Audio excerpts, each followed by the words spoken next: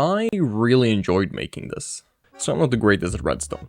In fact, I just recently started getting into understanding how Redstone and mob mechanics work. And a very important part of making Redstone, and especially making Redstone based farms, is using flying machines. So I've decided to make this video to teach you what I've learned over the last week or so. AKA basically the basics for how to make a flying machine based farm in Minecraft. Starting off is the very basic idea of flying machine. The way we make the machines move forward is like this. A piston gets powered.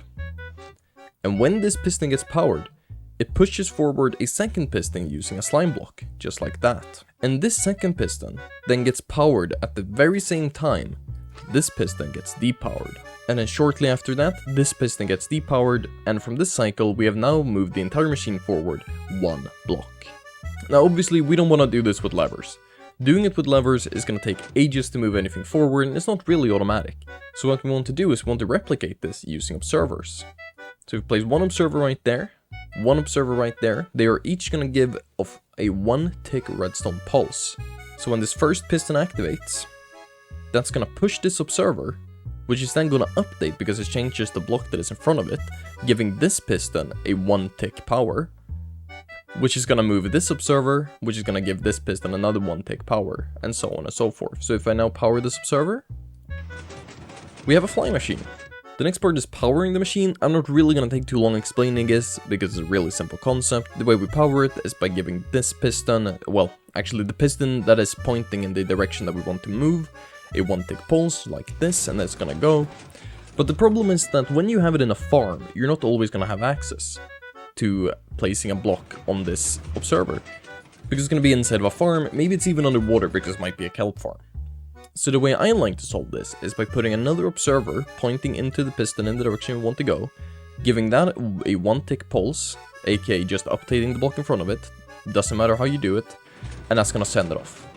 And then because this is a farm, and you don't exactly want to move back and forward every single time you activate the farm to activate it again, on the other side I just have a simple return system. It's 2 observers. One of them is looking straight into the machine, specifically on the side that you started the machine going from. So if the machine is going this way, we want an observer looking into that first piston. Then on the back, just 2 redstone dust. That's going to update this observer right here, which is then going to give a signal to this piston as soon as it lands on the other side. We're going to go ahead and watch that. So when this hits the wall, it's just instantly going to flip and it's going to go the other way. It's pretty simple. And then lastly, we have the farms. Now, there are really 3 main type of farms that you will use a flying machine for. And it's kelp, sugarcane, and bamboo. Technically there are more, but I am not touching these. I do not understand how this machine works well enough to make these, because like you can do like a push-pull thing for the, I don't know, man, I'm not touching that. And in a nutshell, you just kind of build the same machine as before, but instead of having just 1 slime block, you just put more slime blocks and elongate it to the width of the farm on both sides. Very important to note is that you need to have some sort of a movable object on the block where the slime is going to touch. I use furnaces because they're cheap, it's just cobblestone, but you can use whatever, chests, dispensers, obsidian if you're rich, which I'm not, I'm a poor boy. And yeah, then we just go ahead and turn this on. That's going to send this through. Now it's going to break all the blocks, and also it's going to push some of the drops towards the end here. I obviously have a really high tick speed, but you know, that's just to make the video easier to record. Why did this not work? This should have sent it. Oh, that's why. Alright. Anyways, so yeah, it's gonna push some of the drops to the end. Some of them are just gonna drop straight down. What I would recommend is just having a couple of hopper minecarts going beneath here, and it's just gonna pick everything up.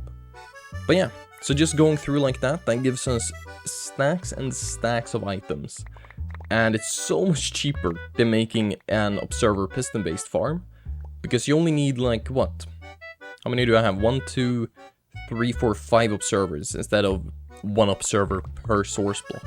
Also important to note, if you're doing this for a kelp farm, you will need another flying machine at the top, because what happens is that the kelp drops are gonna float to the top, and then you need to push them along. So you will need 2 of these. So yeah, that's pretty much it. Those are the basics for making flying machine based redstone farms. Now, I don't fully understand all of this, right? I have just showed you the basics the way I understand them. But I thought it was a fun video idea, so I decided to make it. Also, I am kind of sick, so if I sound terrible, that is why. I'm gonna go edit this now, and I have to listen to my own voice. Pain.